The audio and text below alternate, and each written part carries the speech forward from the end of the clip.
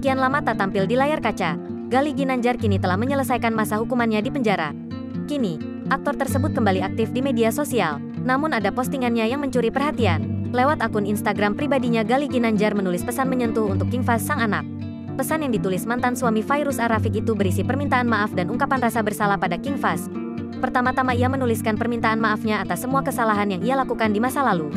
Galih juga berharap agar permintaan maafnya itu disampaikan kepada Ibunda Fahz. King Fahz, kamu bukanlah rajaku, bukan juga prabuku. Maaf sayang, kamu adalah darah dagingku, yang sangat mirip dengan wajahku. Maafkanlah sayang, kata Galih Ginanjar dilansir dari Instagram. Kamis, tanggal 10 Maret tahun 2022. Sampaikanlah bisikan hatiku kepada mamimu. Dadimu memohon maaf yang setulus-tulusnya atas segala dosa yang pernah Dedi lakukan, sehingga kamu jauh dari aku, sambungnya. Galih juga meninggalkan pesan untuk sang putra untuk menyayangi Sonny Septian selaku ayah sambungnya.